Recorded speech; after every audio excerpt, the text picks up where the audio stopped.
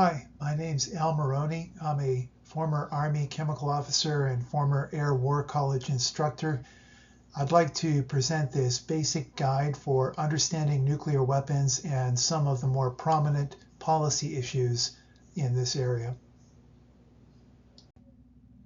The purpose of this briefing is to talk about nuclear weapons in a way that the general public can understand it, to understand not only what nuclear weapons are, but why the United States has a nuclear arsenal and how the Department of Defense in particular is structured to operate the nuclear enterprise.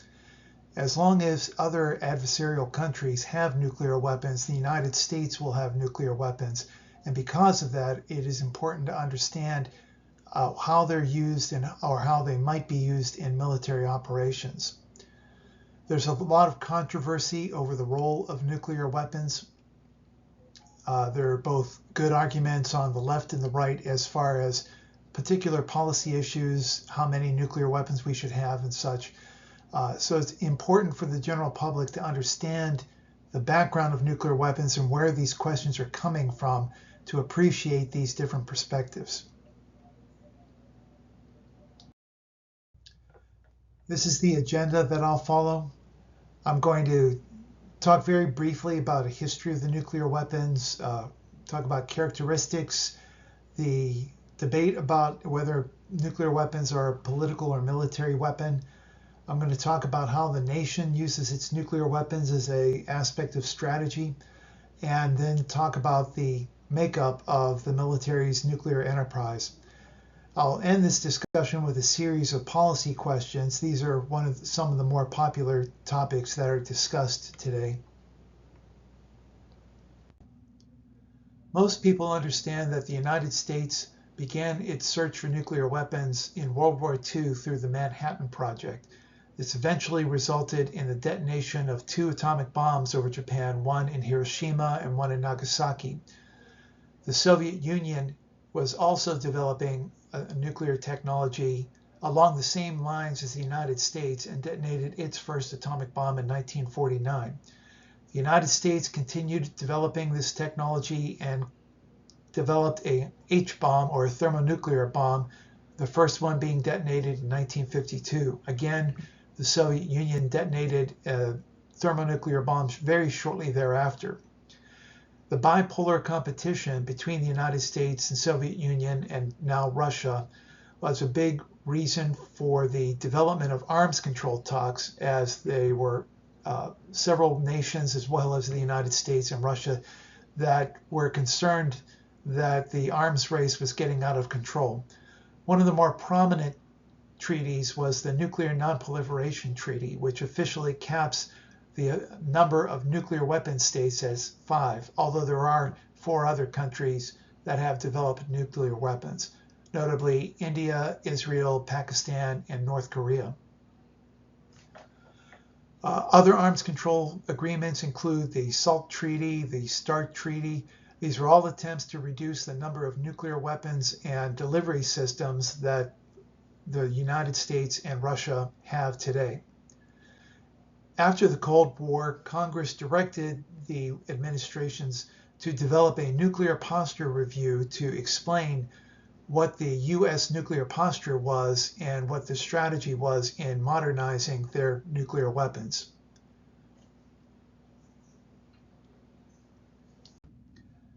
In general, there are 2 types of nuclear weapons. We can talk about strategic nuclear weapons, which are employed against a nation's military bases, population centers, or leadership facilities.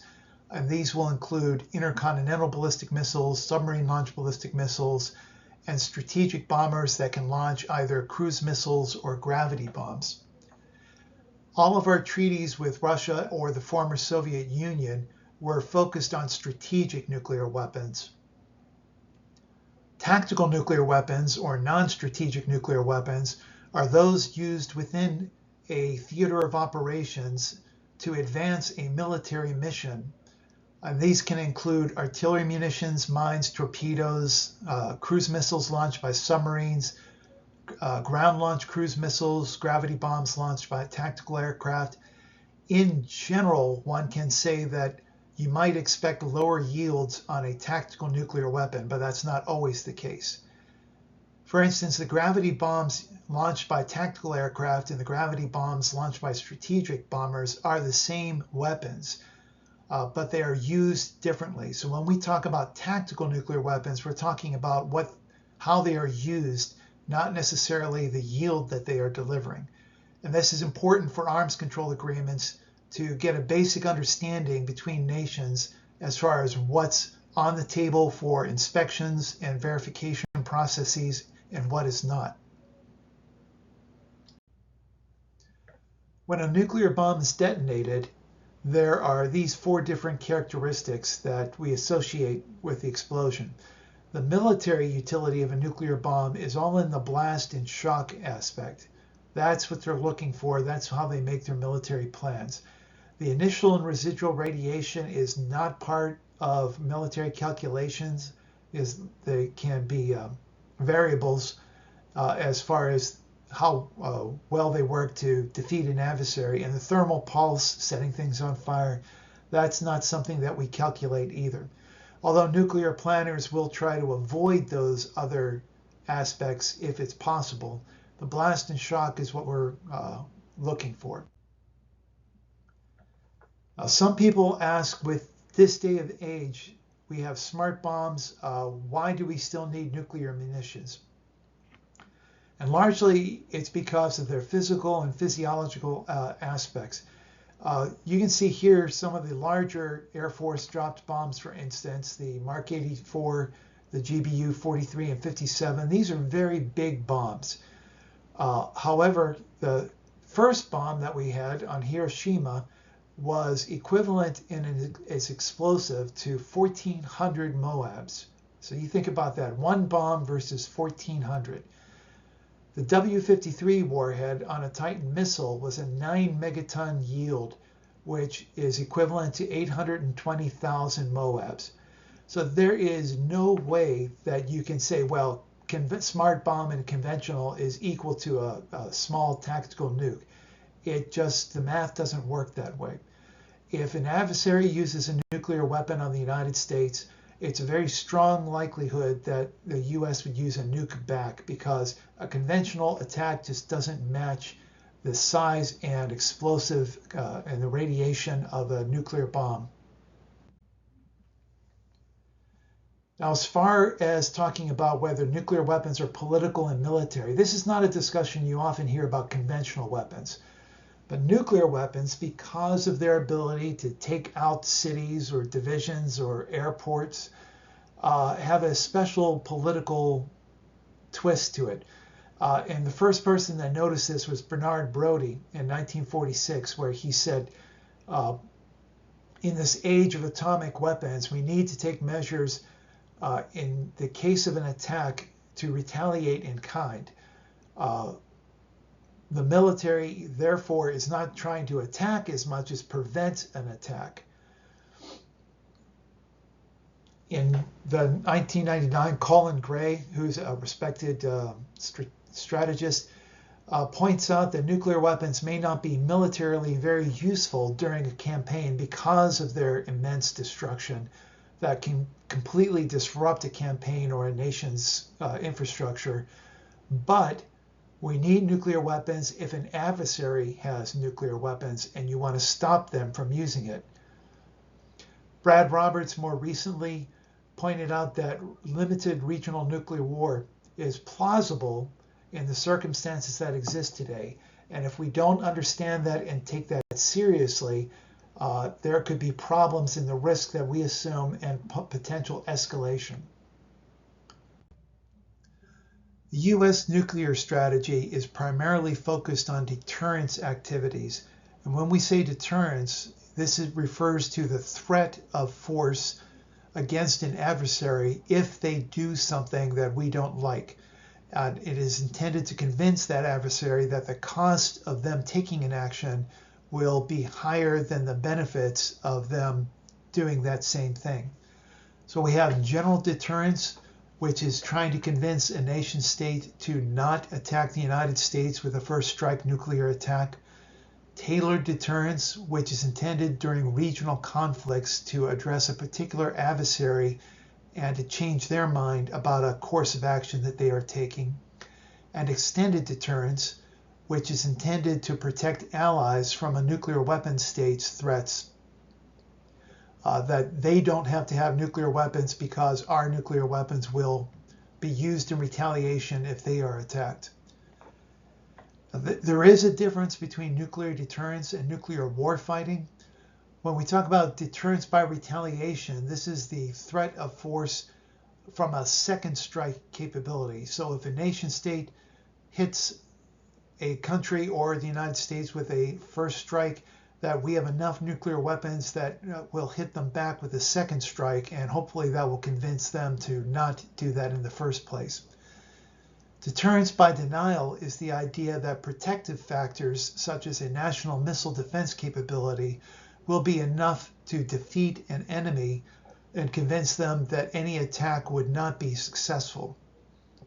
The challenge with national missile defense capability in particular is that it's hard to cover the entire United States and territories, and that would also be very expensive to maintain every year. Tactical nuclear weapons, however, are usually what we think about with nuclear warfighting, that during a regional conflict, nuclear weapons might be used to advance a military campaign's objectives. In general, nuclear weapons are not good for compellence threats. And what we mean by that is a nation state that says, I'm going to make you do something and I'm going to hit you with nuclear weapons until you realize that that the wisdom of our ways, if you will. In general, nobody's going to believe that because nuclear weapons are such an escalation and there's no point of returning from such a threat. Now, conventional weapons being used for compellence, absolutely. There's lots of historical cases where countries have used conventional weapons to beat down their adversaries until the adversaries give up. But in general, not nuclear weapons because of their potential impact. So let's talk about the broader U.S. government nuclear enterprise. This is not just a DoD vehicle. The interagency, as we call it, is included in developing and maintaining a nuclear posture. The DoD, of course, tells what the nuclear weapons are supposed to be and what delivery systems they intend to use it on. The Department of Energy designs nuclear warheads and is also the steward of the nuclear stockpile, means they own the nuclear weapons, they take care of them, they update them, and they'll dismantle them when they're no longer needed. The Department of State works international agreements on use protocols and arms control, and also works with nations within Europe, for instance, as far as hosting nuclear weapons. The National Security Council is the oversight for all these functions to coordinate the agency's efforts and to develop policy that the U.S. government will use. I don't intend to get too deep into a discussion about the different agencies in the DoD nuclear enterprise, so this will just be a short overview of some of the main players. The Air Force has the largest number of delivery systems, having 2/3 of the strategic triad. So they're the largest component on this screen.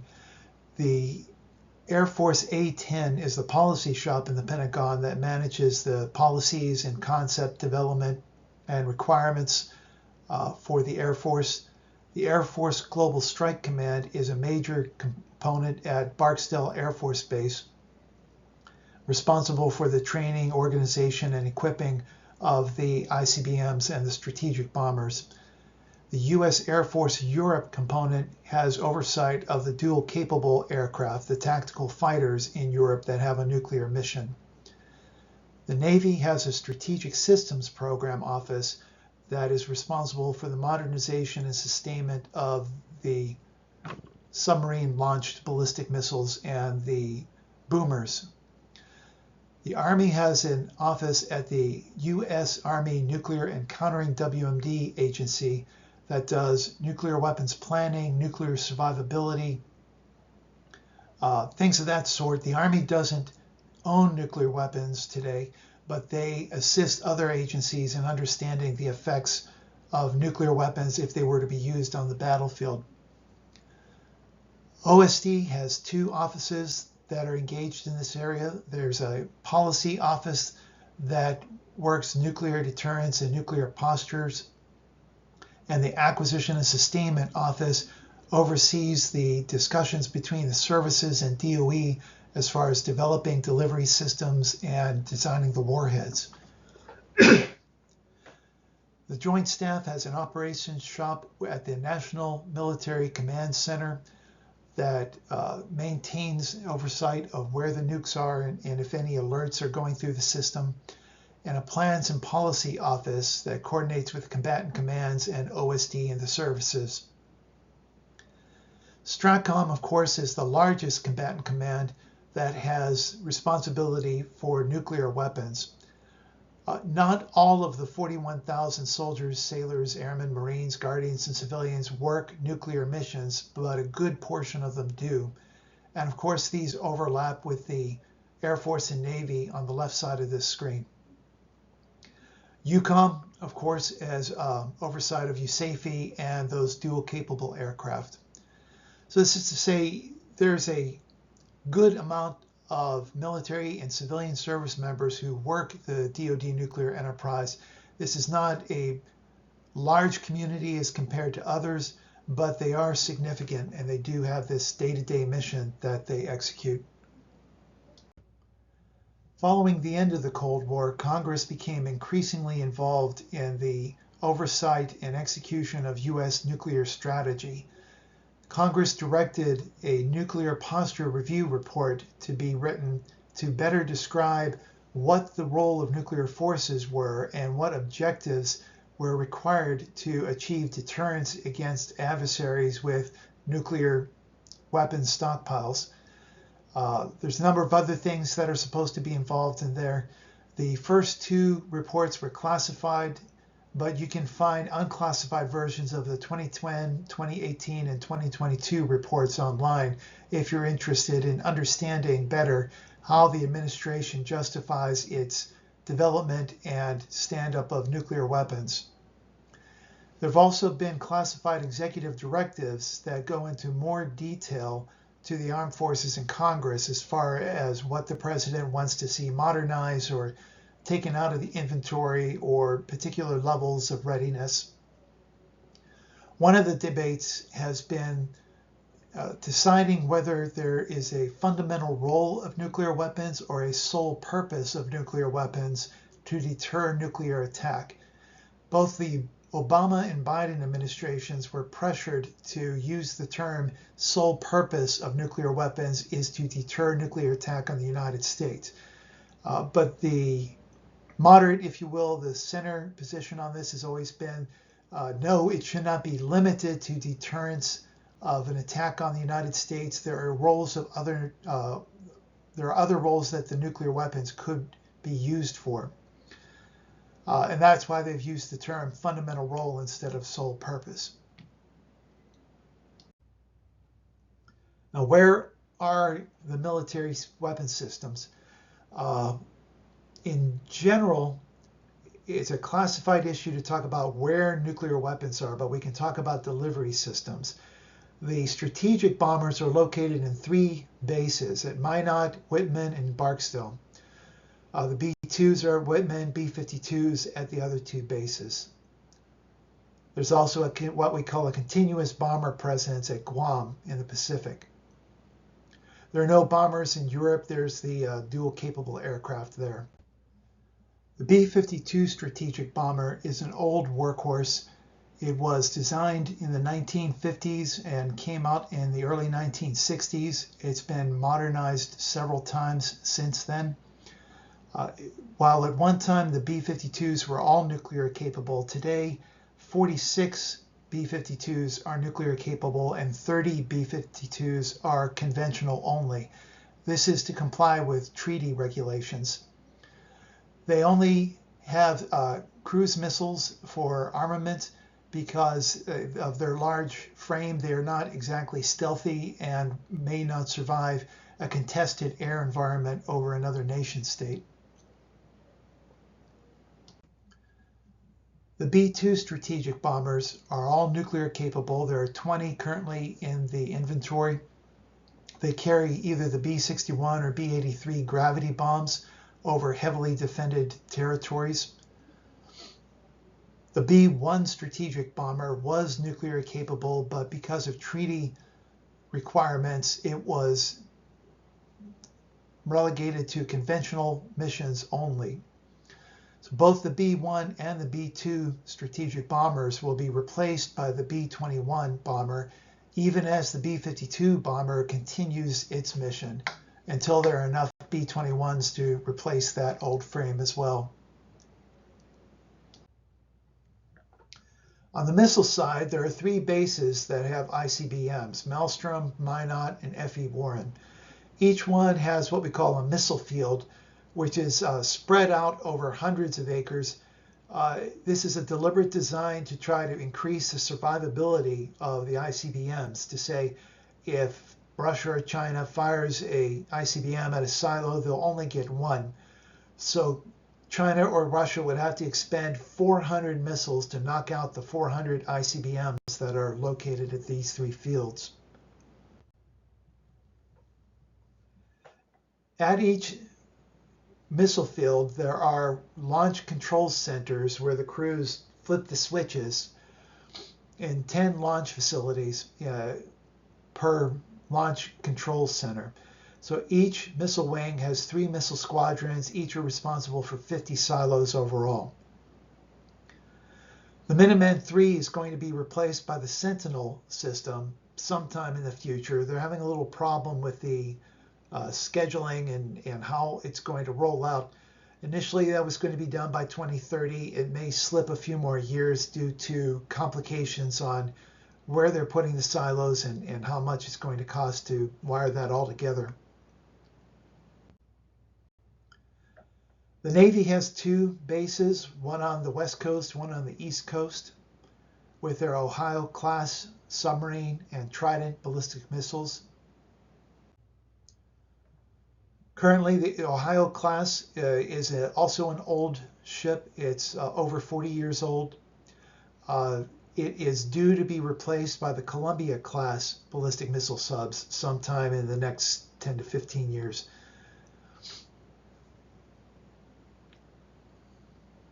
And last but not least, the Nuclear Command and Control System. This is a very big program.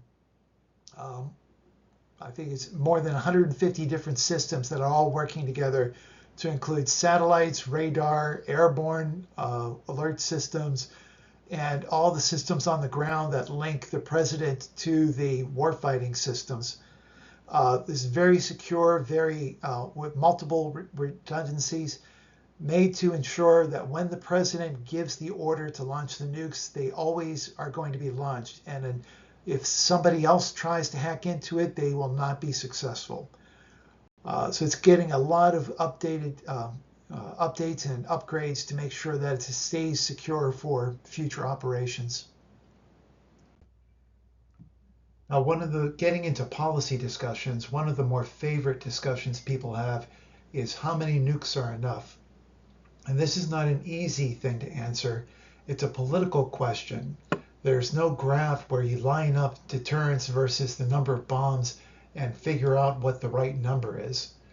It depends on what adversaries are doing in terms of their weapon systems. They're always updating and growing their modern weapon systems. It depends on the state of technology and what countermeasures exist. And it also matters on what the adversary thinks is important as far as determining how he might get deterred, what gets targeted and what is not targeted.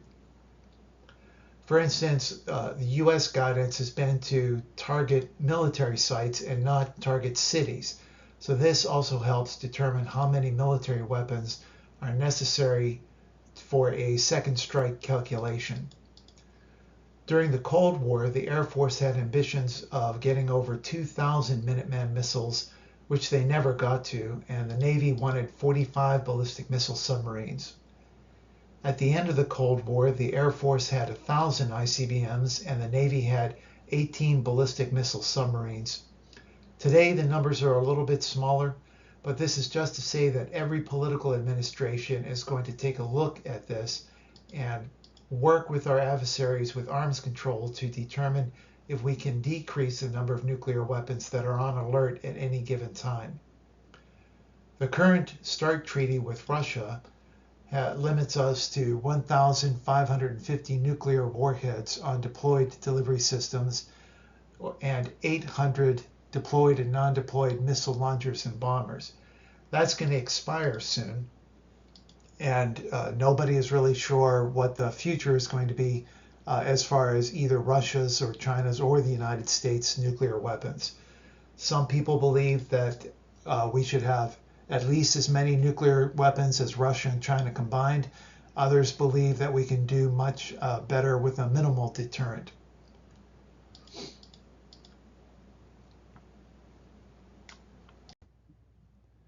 Another popular policy discussion is asking whether or not the United States still needs a strategic triad of ICBMs, bombers, and submarines.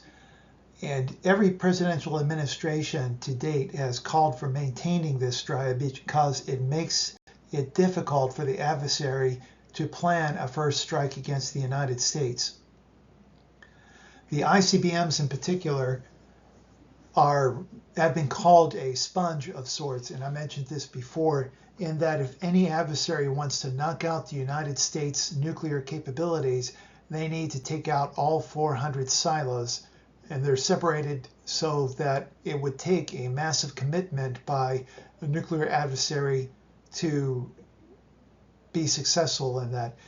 To wit, North Korea and Iran are not going to knock out all our ICBMs. So that depth is important for general day-to-day deterrence. Also, if the United States comes under a surprise attack, the ICBMs are the quickest ones that can be launched on the president's order. So if the president makes the decision that we are going to launch under attack, he can make that call and it will happen very quickly, as opposed to scrambling bombers or moving submarines out to pre-designated positions. Bombers are very versatile, they're very flexible, they're very visible, so they offer assurance to allies that the United States is able to reach out with its strategic force. And at the same time, during a crisis, bombers can be called back. ICBMs obviously cannot. So once the bombers are armed, they become a very visible and flexible sign of nuclear superiority. The bombers used to be armed around the clock and during the Cold War, and there were some accidents that caused people to reconsider that decision. So currently today, the bombers are not on alert. They would have to be loaded up before they would conduct a nuclear mission. Submarines have always been the assured second strike leg to say that even if China or Russia were to knock out all the ICBMs and catch all the bombers on the ground, there would always be a submarine at sea with the ability to strike back. So that puts that degree of uncertainty into deterrence calculations as to whether an adversary would want to do a first strike or not, knowing that those submarines are always out there. There have always been concerns that, well, someday maybe our adversaries will be able to see the submarines in the ocean due to some new technology that comes out. And that's why we say, well, good thing we have the ICBMs and the bombers then. No one leg stands alone. This is a triad of systems intended to keep the United States safe at all times from a first strike offensive from anybody. We're also not alone in having strategic triads. China, Russia, and India all have strategic triads. China and Russia are working on getting a triad as robust as us. India's not as deep as us due to resourcing, but they do like the idea of complicating deterrence calculations. Now, the United States is vested in limiting proliferation by other countries, and of course, That includes Russia and China. The way we get there is through arms control agreements. I talked about the Nuclear Non-Proliferation Treaty that limited, ideally, nuclear weapons to 5 nuclear weapon states, and everybody else is supposed to be honest and stay out. SALT I and SALT II started the discussion with the Soviet Union as far as putting a cap on nuclear weapons. INF START 1, START 2 continued the process of negotiations and saw a big reduction in the 90s. And now we're on New START, which again limits us to 1,500 operational nukes. And you can see where the line is. It's roughly, around 4,000 nukes on this chart. That's to include the inactive nuclear weapons that are in storage. Some people call this a hedge, to say if Russia or China were to all of a sudden arm themselves with twice as many nuclear weapons, we could pull nuclear weapons out of reserve and match them for any increases that we see. Another big question is, should we resume nuclear testing? The U.S. signed but did not ratify the Comprehensive Test Ban Treaty. Congress did not like the idea of hand-tying the United States as far as nuclear weapons tests. So in good faith, the U.S. government signed it, the president signed it, but the Congress did not ratify it. All the presidential administrations have refrained from testing since 1992, however, in the spirit of the CTBT. By law, DOE has to maintain a capability to do a nuclear test, but it would take a while to set that up. However, the DoD also believes that they do not have a technical reason to conduct nuclear explosive testing, because we've studied nuclear weapons. We've done over 1,000 nuclear tests in our history. We know how nuclear weapons work. We have supercomputers that can duplicate what goes on in a nuclear warhead when it detonates. And they believe this technical information is enough to even develop new nuclear weapons.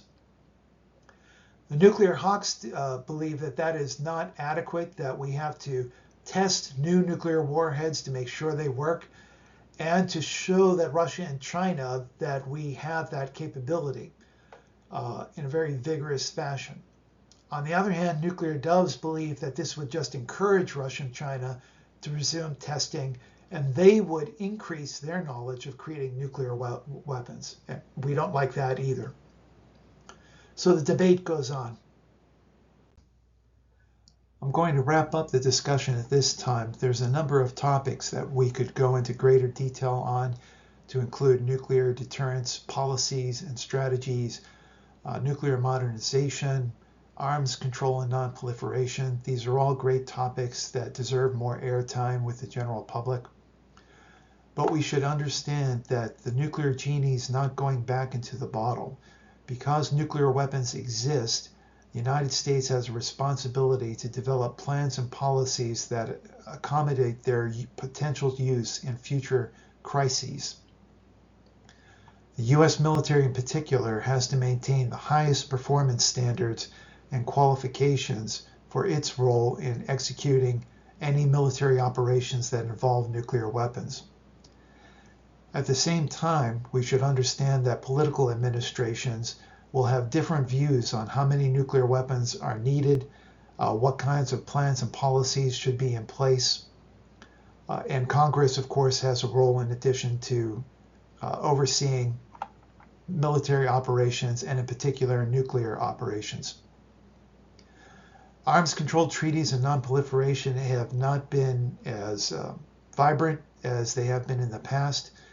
We'll see what happens to New START next year, whether or not there is a replacement treaty or a new treaty with China or any other nuclear weapons state. So great having this opportunity to talk to you, and I look forward to your questions.